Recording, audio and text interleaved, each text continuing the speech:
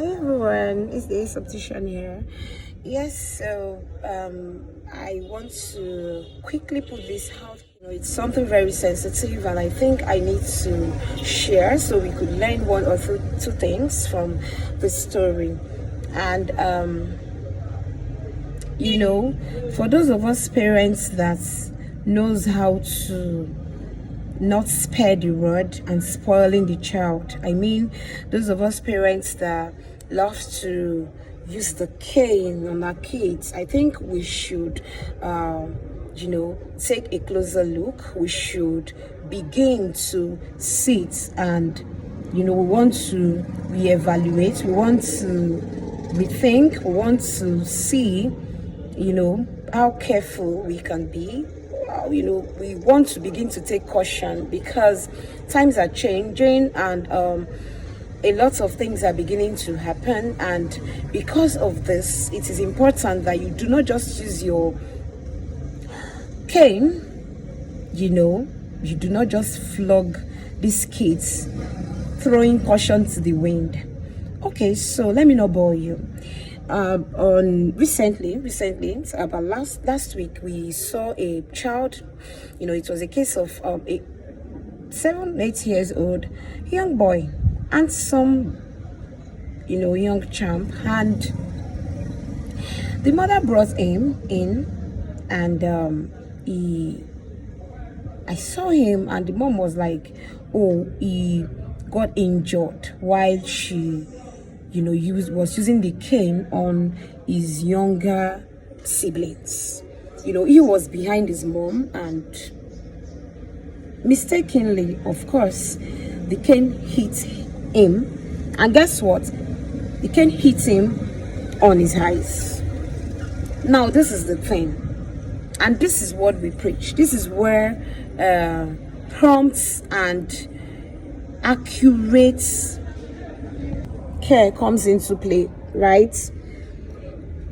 We used to say, I've put out lots of videos, where I addressed this issue of something happening to a child or something, even if it's an adult, to your eyes. I mean, you're experiencing a particular symptom, or there was a trauma, an injury, and then the next people you're beginning to talk to are maybe your neighbors, your friends, people that are not in any way eye care professional, and then you're talking to them to do exactly what? That's my question. You're talking to them to do what exactly? Is it to give you a correct diagnosis? Is it to prescribe medications? Is it to take care of you? Like, what exactly are your intentions when you do these things? For those of us that do them, is it that you don't value your eyes? Is it that you have a spare somewhere, and when one gets damaged, you can easily just pick up the other one and replace? I don't know. Anyways, let's go back to the story. And then so she, of course, when this happened, she went to the pharmacy, like most of us would do. And of course, the pharmacist prescribed eye drop without her knowing the level of damage that had happened. She had no idea of what started going on in the eyes of the child. She just went to the pharmacy, and of course she was given an eye drop, and she started administering the eye drop. But guess what? This thing happened, let's say, on a Monday, but by Wednesday, Thursday that week, the whole situation had degenerated, and before you know it, it had become something we call traumatic cataracts. A cataract that happened as a result of trauma. And then so she began to notice that the lens, there was this white patch on the boy's eyes inside, around where the lens is. And that was when she woke up. That was when it dawned on her that, something not so good started happening to the child's eyes. And I think she waited 2 more days, and then she presented at the clinic. But here's the thing. Why am I saying this? 2 reasons. Let's be careful when we hit these kids. Let's be careful, and this is me talking to parents, guardian, elder brother, to our younger siblings, teachers, I mean, literally everyone. Let's be careful when we these kids' hair, and we have to you know, take it out on them. We have to discipline them. We have to do something. You know, of course, you want consequences for things that they do that are not right. But guess what? When it comes to the cane, when you're each time you find yourself using the cane, you have to be extra careful. Take caution. Take caution. I mean, take caution. You see this particular case I'm talking about? I just do not want to become emotional here. We are still on it. We are still on it. But guess what? It's not what you think. You need to come and see this boy when he was narrating his ordeal. He was crying profusely, like no one could hold him. No one could.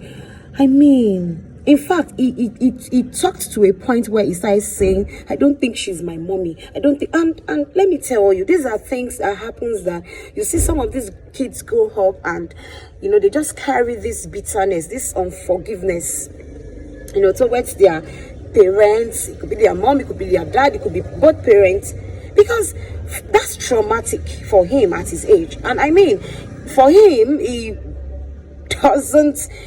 cannot comprehend, he cannot understand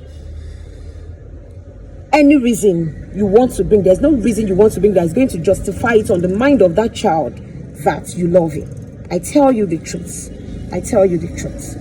So guys, let's be careful out there. Let's be careful when we deal with these kids. Let's be careful. Love your eyes. Yes, he is going to go in for a surgery, but guess what? No child needs to go through all of that. No child should suffer such. I mean, this is avoidable, right? It's avoidable. It wasn't giving. It's not as if it's congenital. He wasn't giving birth to like that. So why will someone out of anger or how to? I know it was a mistake, but guess what? It is avoidable. It is avoidable. So let's be cautious. Let's do things, you know, gently and calmly, especially when it has to do with children. I beg.